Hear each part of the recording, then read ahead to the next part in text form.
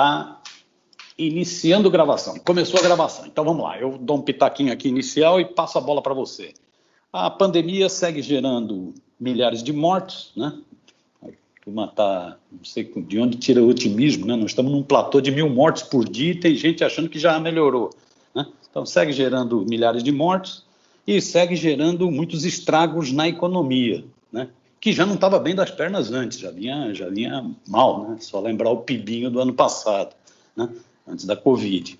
Agora a pandemia, além das vidas, ela vai cobrando seu preço na economia, né? O Bolsonaro, essa semana, chegou a falar em cartão vermelho para o Guedes, né? Que o negócio não está bem, né? Que é essa discussão do Renda Brasil, teto de gasto, então está uma confusão generalizada, né? O posto de Ipiranga parece que perdeu o combustível, né? Tá fraquinho, né? O tal do superministro pode receber o cartão vermelho. Eu estava querendo entender quais são os impactos da pandemia na economia e para onde caminha a economia brasileira. Para responder essa perguntinha simplinha, eu convidei uma bela figura, um grande amigo, né, que é o economista João Sixu, sempre fala certinho, né? Que é professor do Instituto de Economia da Universidade Federal do Rio de Janeiro, foi diretor de Políticas e Estudos Macroeconômicos do Instituto de Economia Aplicada, né? Instituto de Pesquisa Econômica Aplicado, IPEA, é articulista de vários veículos, destaco aqui os belíssimos textos para a revista Carta Capital, autor de vários livros também, né?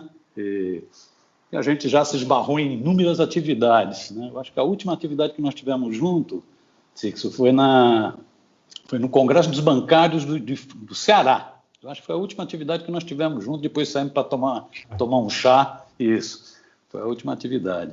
Brigadão por você ter topado esse papo, né? E eu já faço logo de cara a primeira pergunta. Como você está avaliando a situação econômica do país nessa pandemia, né? O Guedes merece mesmo esse cartão vermelho do Bolsonaro ou o bicho é inocente? Qual a tua opinião sobre o impacto? Eu acho que o Paulo Guedes merece o cartão vermelho, mas eu acho que tem muita gente que merece cartão vermelho antes do Paulo Guedes. A economia brasileira está mal, em crise, desde 2015, mas em 2014 já apresentou resultados de muita fragilização. Lembrando que em 2014 a economia brasileira cresceu somente 0,5%, e em alguns trimestres apresentou recessão no interior do ano de 2014. E aí a economia teve um problema ali. Qual foi o problema? O problema é que houve pouca arrecadação, porque a economia cresceu pouco. É isso, caiu a arrecadação em termos de tributos e contribuições. Houve, então, um aumento do déficit público, mas não porque o governo era gastador, todo aquele discurso de que agora chegou a gastança, é preciso cortar então os gastos. Não, o déficit ocorreu e aumentou por conta da queda de receitas em 2014. Aí em 2015, o governo decidiu então, para equilibrar as contas públicas, cortar gastos e não fazer com que as receitas aumentassem novamente, as receitas tributárias. E aí, quando ele cortou gastos em 2015, levou a economia para uma crise profunda, 2015 e 2016. Então, a partir de 2015, eu já daria cartão vermelho para muita gente. Mas entre 2011 e 2014, daria muito cartão amarelo, sabe? Entre 2011 e 2014, daria muito cartão amarelo também. Mas a partir de 2015, daria muito cartão vermelho. E a economia ali entra numa situação, que é uma situação de depressão econômica, em 2015, 2016. E essa situação, ela perdura, na verdade, mas ela perdurou até o início de 2020. Quando a gente recebe esse choque, que é a pandemia, a economia brasileira já estava muito mal. Olha, o primeiro trimestre de 2020, que a pandemia pega só 15 dias, já foi de recessão. Já foi de recessão. Então, eu diria que a gente não pode se iludir com aquela ideia que houve um crescimentozinho em 2017, outro em 2018, outro em 2019, por isso é uma recuperação lenta. Não, isso não é uma recuperação lenta. O que acontecia ali é o que é característico de uma economia em depressão, são suspiros. Para eu comparar, eu posso fazer uma comparação com a economia americana da década de 30. A economia da década de 30 americana caiu fortemente entre 29 e 33.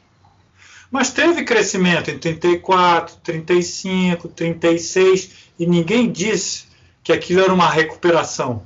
Todo mundo sabia que aquilo era uma depressão, que a economia só saiu de fato dos Estados Unidos da Grande Depressão já para o final da década de 30, com os efeitos das políticas do New Deal e dos gastos de guerra, da Segunda Guerra. Foi aí que houve a recuperação. E por que ninguém dizia que era uma recuperação lá nos Estados Unidos e não era uma recuperação aqui no Brasil em 2017, 18, 19?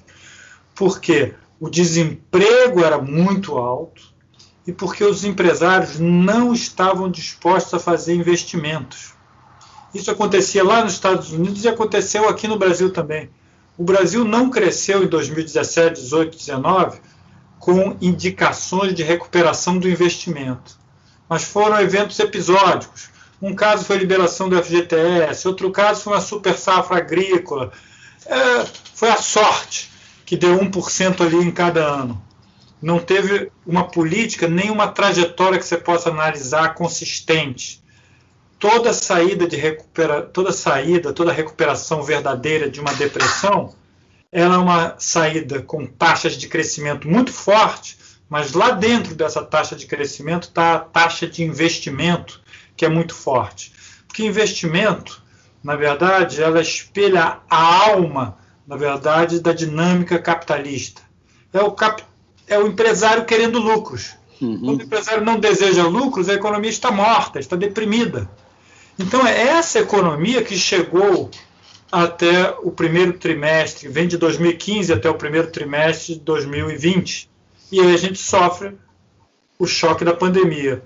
Eu estou usando uma figura que é o seguinte: nós estávamos no fundo do poço no início de 2020 e percebemos que o fundo do poço era um alçapão. Ainda tinha uma tampa para ser aberta. E foi aberta. E aí nós caímos de novo lá. Então nós caímos no poço e depois percebemos que o poço tinha fundo falso, que era possível cair de novo. O que é também característico de depressões. As economias deprimidas são economias muito frágeis, muito sujeitas a choques. Elas não enfrentam choques. Por exemplo, a economia brasileira estava muito organizada e consistente, pelo menos andando bem, no ano de 2008, 2009.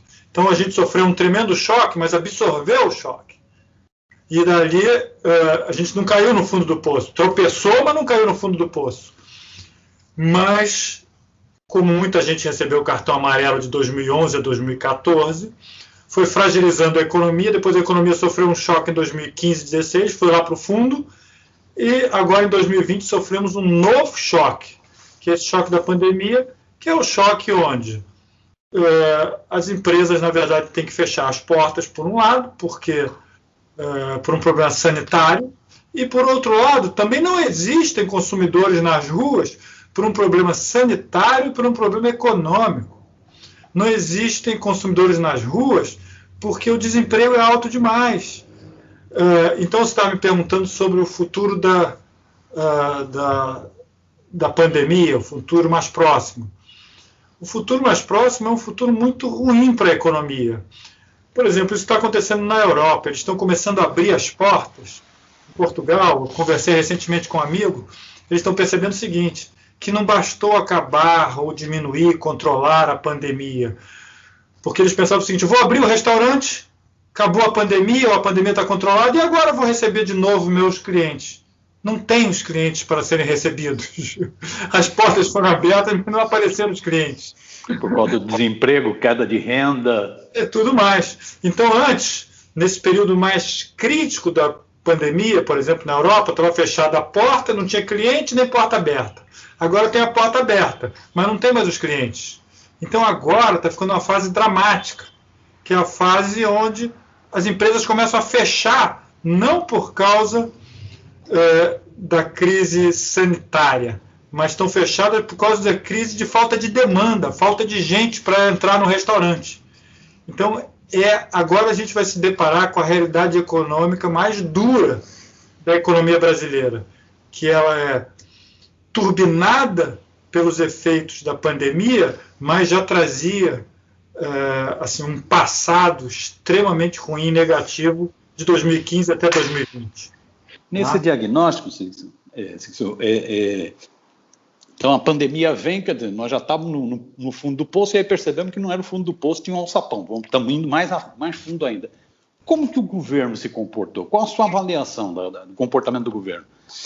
O comportamento, inclusive, foi contraditório. O governo era contra o auxílio emergencial, mas o Congresso forçou e acabou saindo um auxílio emergencial de R$600, muito acima do que o governo depois pretendeu, né?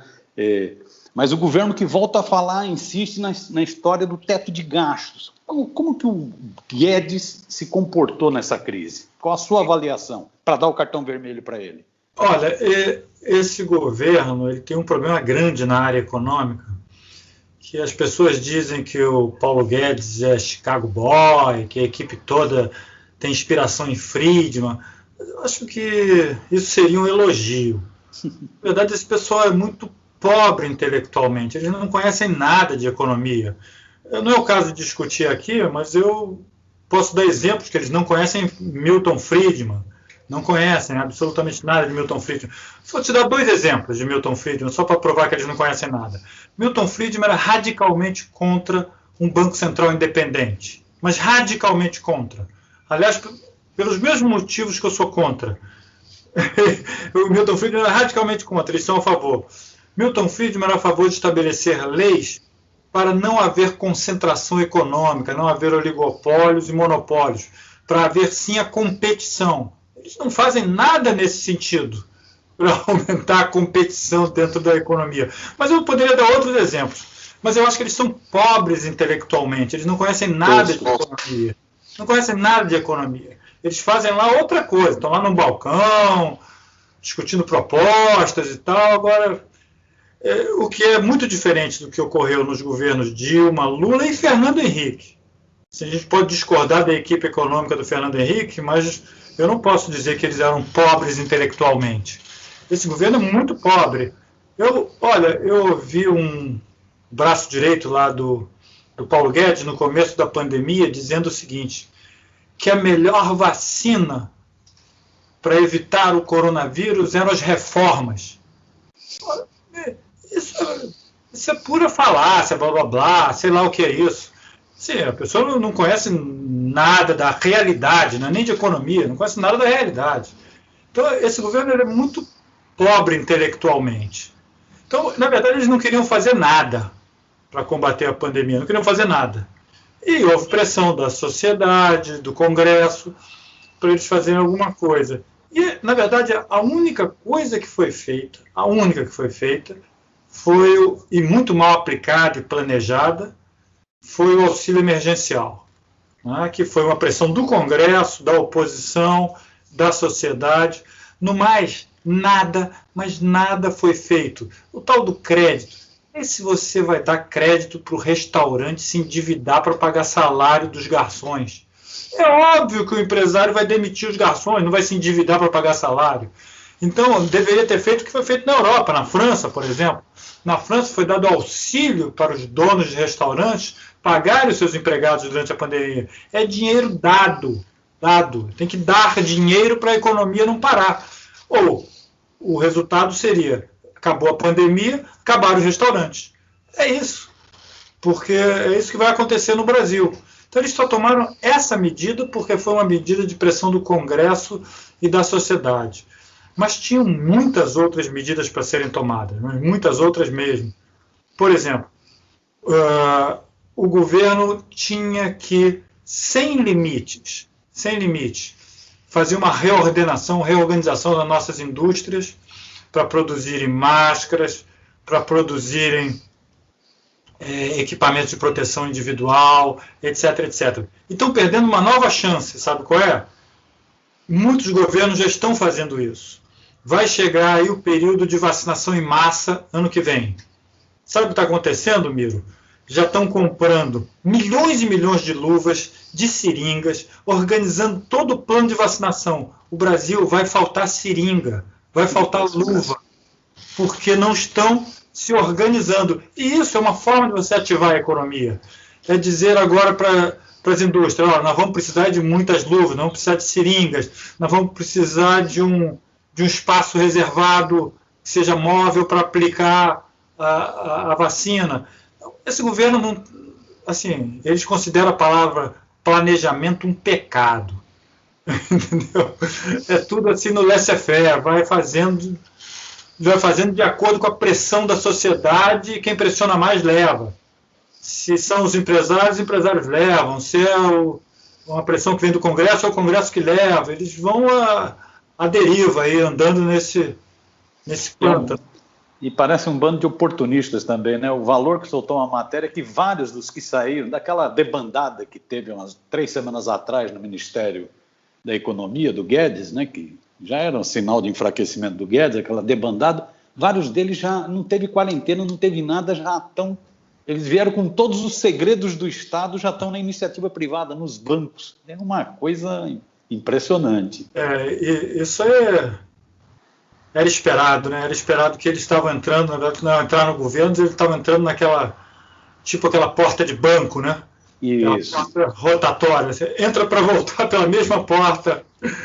Então, eles estavam nesse caminho, todo mundo já sabia, e esse é o caminho de todos eles aí, não tem outro caminho. Ninguém dali vai sair para fazer algo a favor da sociedade, no sentido público. Vão sair dali para fazer mais rendimento e concentração de renda do setor privado. Mas eu acho que uma questão importante, Amir, é falar o seguinte: essa coisa de que o governo precisa de ter um teto de gastos, né? Essa coisa de teto de gastos é um limite que um governo coloca contra ele mesmo, para o governo não andar.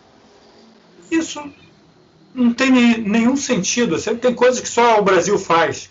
Como que o Brasil pode colocar, veja bem, uma regra dessa? A regra é a seguinte, olha, durante 20 anos, os gastos públicos estão congelados do ponto de vista real, ou seja, estão congelados para a educação, para a saúde, mas durante 20 anos a população vai crescer. Durante 20 anos. Então, a população vai crescer, mas o gasto real não vai crescer. Então, já não era suficiente com esta população que nós temos. Mas nós temos mais 20 anos de população crescendo e os gastos... parece a Argentina, quando colocou nos anos 90 na Constituição que o dólar valia um peso. Colocaram na Constituição isso. O Brasil agora coloca uma coisa esdrúxula desse tipo, de que os gastos estão congelados. Era o Menem, né? Foi na época do Menem isso? Foi na época do Menem, do Menem. O que dizia que tinha relações carnais com os Estados Unidos. O povo argentino sentiu direitinho essas relações carnais. Sentiu. Esses aí tem agora, né? Sim. Agora, voltando a uma questão que você já deu uma cutucada, mas eu queria que você desse uma aprofundada. É um debate que está correndo. Outro dia eu ouvi, inclusive, o professor Boaventura, né, um grande pensador português na Europa, e o Boaventura falava, olha, há um debate aqui na Europa se o mundo sai melhor ou pior dessa pandemia, a desgraceira da pandemia. Consenso, pelo menos em quem pensa, não nos negacionistas, né? Mas há um debate se ele sai melhor ou pior, né? O Boaventura até usava a expressão, você pega no Reino Unido, que é Reino Unido, onde a visão ultra neoliberal estava ascendente, tanto é que deu lá em Boris Johnson, né? O Boris Johnson foi para o SUS do Reino Unido. O cara que falava contra o Estado foi para o SUS do Reino Unido, para o Serviço Público de Saúde. O Boris Johnson, que falava contra os imigrantes, foi atendido por 2 imigrantes, salvaram a vida dele, né? Na Europa, um grande debate, o Boaventura falando do reforço do papel do Estado na saúde e tal. Então, a possibilidade da crise abrir uma oportunidade de uma volta ao debate do estado de bem-estar social. Então, a gente falando isso, que há essa possibilidade, e a gente dizendo ao contrário, que essa pandemia só reforça o processo de monopolização, só reforça o processo de exclusão. Qual a tua opinião sobre isso? Qual é o futuro? O futuro é radiante ou é dramático?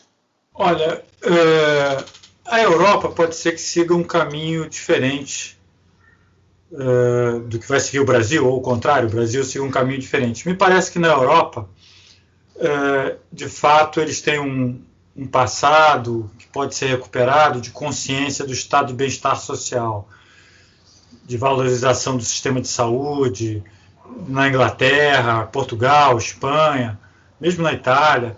Eu acho que lá realmente pode haver essa retomada de consciência de quão era bom para a sociedade ter um sistema de saúde que funcionava. Eu acho que aqui o Brasil está numa posição assim bem isolada, sabe, do ponto de vista do movimento que o mundo está fazendo. Mesmo os Estados Unidos está imprimindo dólares à vontade para gastar. A Europa também está imprimindo euros. Aqui no Brasil, o que se fala em teto de gastos.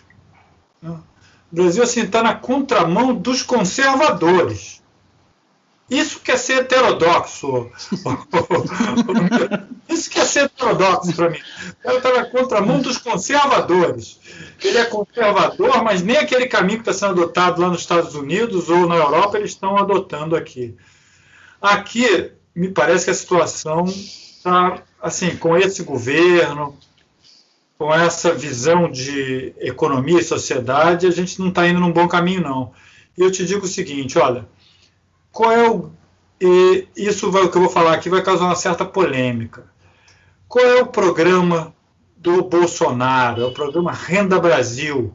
É ampliar, de alguma forma, o Bolsa Família. Isso, tem muita gente que acha um programa maravilhoso, a esquerda gosta também desse programa.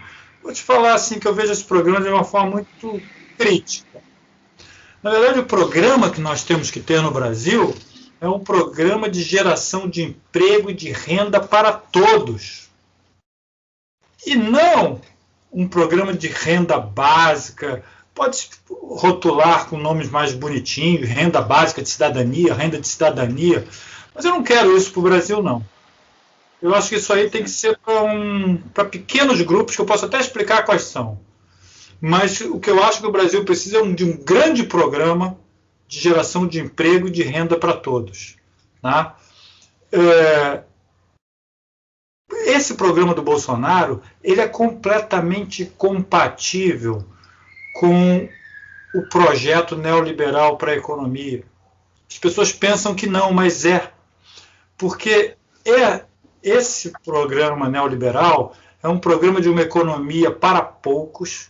Em 200 milhões de brasileiros, 30, 40, 50 milhões farão parte dessa economia.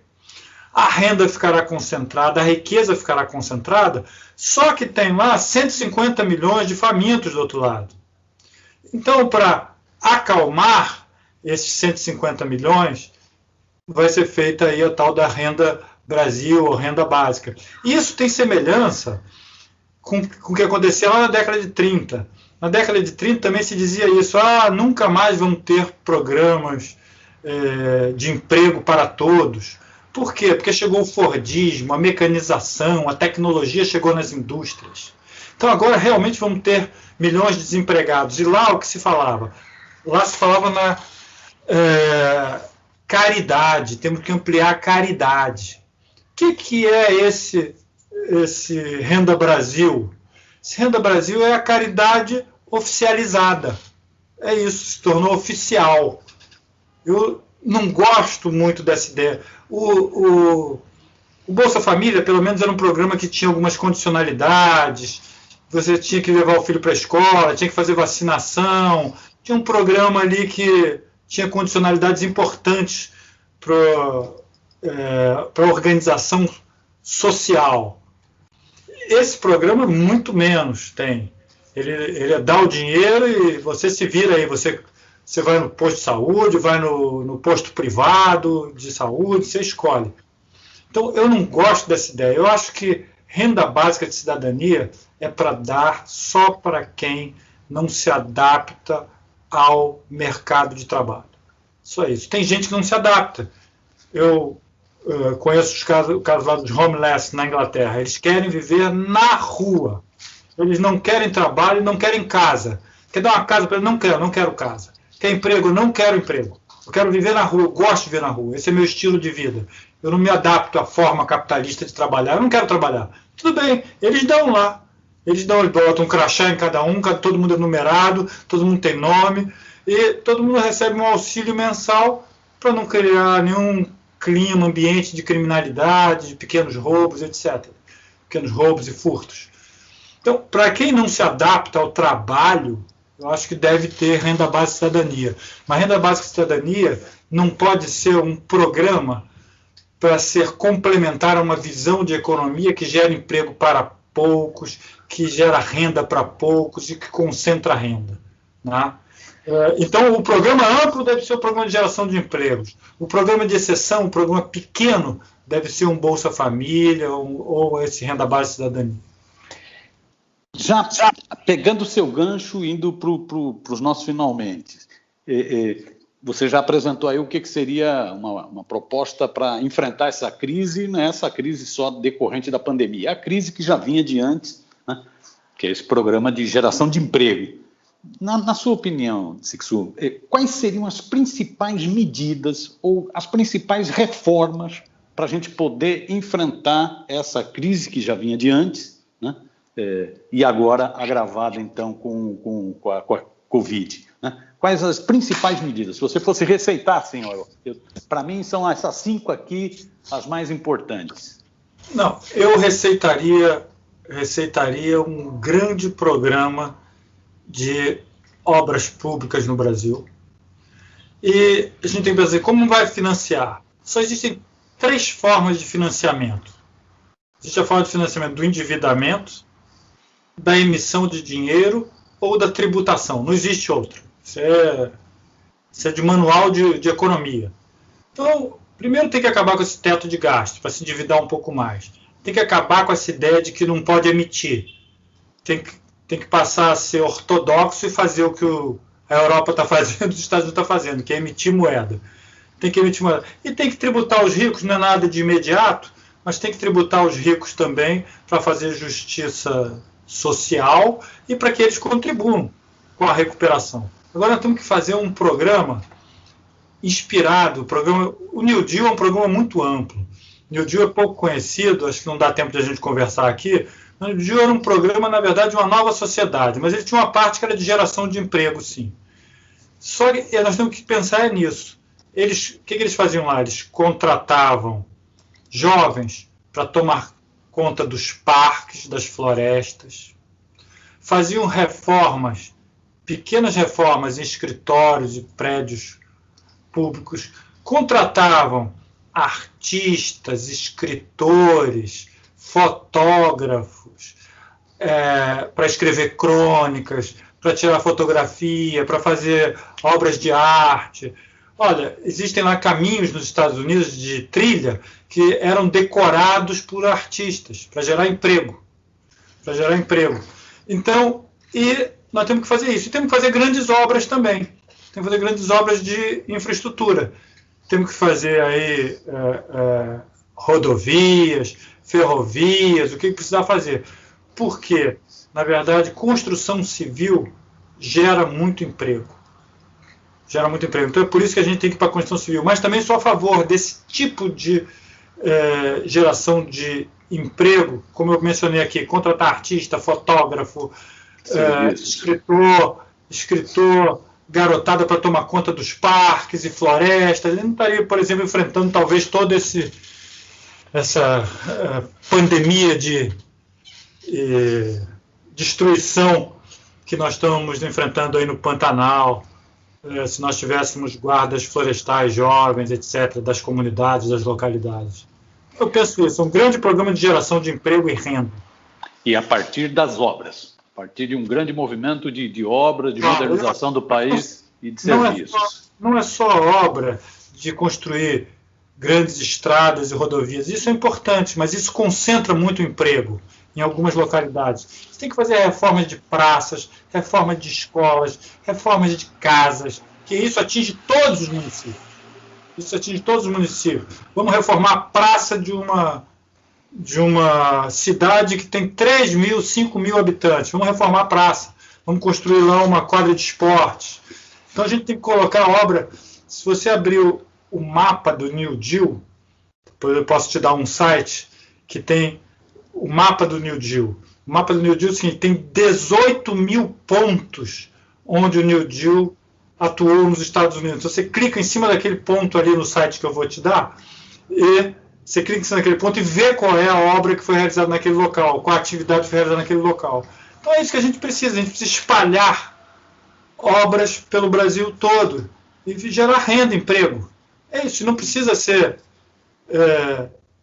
muito criativo, não. Isso aqui que eu estou falando, quem propôs pela primeira vez foi o Malthus, o Thomas Malthus, em 1830, quando a Inglaterra entrou em depressão. Então não tem nenhuma novidade, e nem isso é keynesiano, é ser heterodoxo. Na verdade, é apenas ter bom senso. Eu não posso deixar 150 milhões de pessoas numa situação de miséria ou quase miséria. Tem que gerar renda para todos.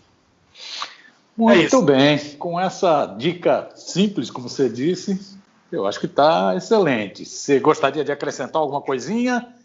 Ou fechamos? Fechamos o boteco?